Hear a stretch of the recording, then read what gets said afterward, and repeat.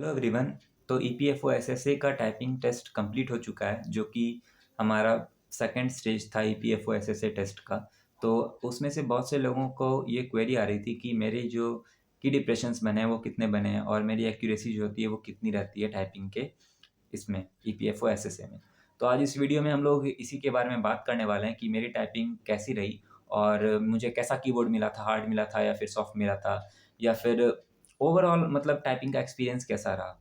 तो देखिए, ऐसा था कि जो ऐसे हर एग्ज़ाम में जनरली हार्ड कीबोर्ड रहता है, लेकिन जब इस एग्ज़ाम में गए तो सरप्राइज़िंगली हमें बिल्कुल नया कीबोर्ड दिया गया था, जो कि बहुत ही सॉफ्ट था। और उसमें जैसे ही वो कीबोर्ड हम लिए तो हमको लगा कि इसमें तो अच्छे से निकल जाएगा टाइपिंग, ये पहला फीलिंग आया। लेकिन जब हम टाइपिंग स्टार्ट किए तो स्टार्टिंग के 1-2 मिनट में ही हमको पता चल गया कि बैकस्पेस चूँकि उस कीबोर्ड में बहुत ही छोटा दिया हुआ था। जितना नॉर्मल होता है, वो 2 की के बराबर होता है। लेकिन उसमें क्या होता है कि हाफ़ साइज़ का था बैकस्पेस, तो इससे मेरा शुरू के 1-2 मिनट में बहुत ज़्यादा एरर हो रहा था। तो फिर लगा कि यार ये तो गलत हो रहा है। तो फिर वहाँ पर थोड़ा-सा अवेयर होकर के हम क्या किए कि सोचे कि बैकस्पेस में ही गलती हो रहा है ना, तो बैकस्पेस को ही कम कर देते हैं। तो हम स्पीड अपना थोड़ा स्लो कर दिए और ग्रेजुअली फिर उसको बढ़ाए स्पीड।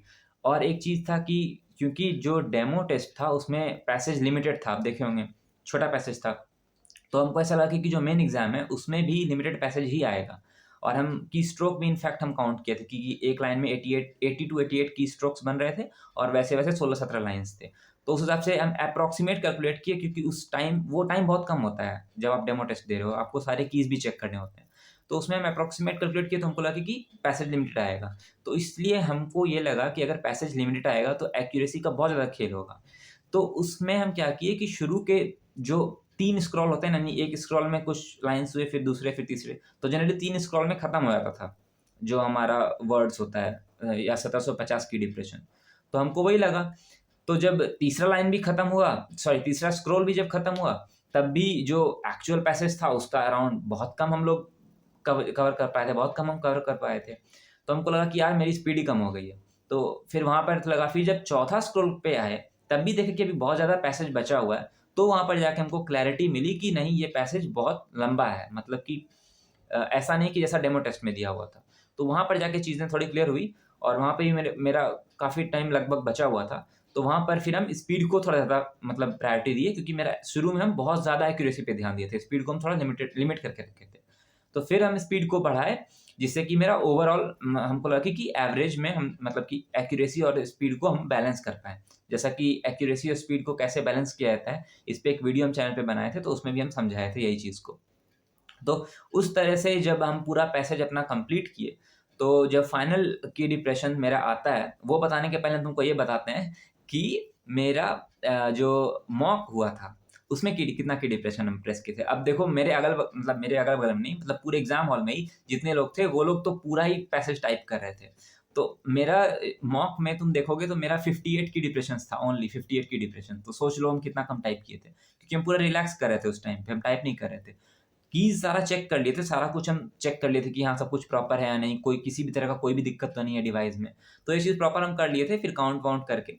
उसके बाद हम क्या किए कि जो एक्चुअल एग्ज़ाम था उसमें मेरा की डिप्रेशन जो रहा, वो रहा है 1910 का, जिसमें एक्यूरेसी मेरी अच्छी खासी रहेगी, क्योंकि जो हम घर पे भी देते थे मॉक, तो मेरा 98, 99, 99% लास्ट जो हम 2 लगाए थे टाइपिंग का, तो उसमें मेरा 99.5 ऐसा एक्यूरेसी रहा है। तो एग्ज़ाम में भी आई एम एक्सपेक्टिंग लाइक 99 या 98 इतना तो रहना ही चाहिए।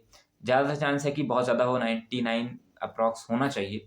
बाकी देखते हैं, हो सकता है कि कुछ गलतियाँ भी हो रही हो, क्योंकि देखो ऐसा होता है कि टाइपिंग एग्ज़ाम में टाइप करते वक़्त हमें नहीं पता चलता है कि क्या गलतियाँ हुई है। तो ऑब्वियसली यार, आई एम ऑल्सो ह्यूमन, तो हो सकता है कि गलतियाँ हुई हो। तो ये तो फाइनल रिज़ल्ट के बाद ही पता चलेगा। तो आई होप जितने भी लोग क्वेश्चन्स पूछ रहे थे वो सब का डाउट इसमें क्लियर हुआ होगा। और मैंने सोचा कि इस वीडियो में सिर्फ़ ये ना बताऊँ कि मेरी इतनी की डिप्रेशन है और वीडियो खत्म। मैं थोड़ा तुम्हें अपना थॉट प्रोसेस भी बताया, जिससे कि तुम अगर कभी एग्ज़ाम में ऐसा सिचुएशन में जाओ, तो तुम किस तरह से इस चीज़ को डील कर पाओ। क्योंकि ऐसा होता है कि उस जो प्रेशर वाला सिचुएशन में दिमाग जो अच्छे से वर्क नहीं करता, तो अगर तुमको हम अपना एक्सपीरियंस बता रहे हैं, तो ये तुमको आगे हेल्प करेगा किसी न किसी एग्ज़ाम में। ठीक है? तो आई होप तुमको ये चीज़ से वैल्यू मिली होगी। अगर ऐसा है तो मुझे कमेंट्स करके बताओ, क्योंकि कमेंट में क्या होता है कि जब पढ़ते हैं तो बहुत ज़्यादा एनर्जी मिलती है यार, बहुत अंदर से मोटिवेशन मिलता है कि हाँ, ये चीज़ जो हम कर रहे हैं उससे लोगों को वैल्यू मिल रहा है। वरना क्या होता है ना कि पता नहीं चल पाता, क्रिएटर को पता नहीं चल पाता कभी भी। तो कमेंट्स ही एक ज़रिया जिससे कि हमें ये चीज़ पता चलता है। तो कमेंट ज़रूर करके बताओ, और तुम्हारे किसी दोस्त का अगर टाइपिंग एग्ज़ाम है या फिर तुम्हारा टाइपिंग एग्ज़ाम है या किसी भी दोस्त का है, तो उसके साथ ये वीडियो को शेयर ज़रूर करो, जिससे कि वो भी कुछ सीख पाए और वो उससे भी ऐसी गलतियाँ ना हो। क्योंकि ऐसे बहुत सारे कमेंट्स आते हैं कि काश मुझे ये चैनल पहले मिला होता। तो ये सुन कर के अच्छा भी लगता है, बुरा भी लगता है। तो इसीलिए चाहते हैं कि जितने भी लोग हैं उन तक ये कंटेंट, जो वैल्यूएबल कंटेंट है, वो ज़रूर पहुँच जाए। तो मिलते हैं नेक्स्ट वीडियो में। Thanks for watching, bye. Like भी कर देना।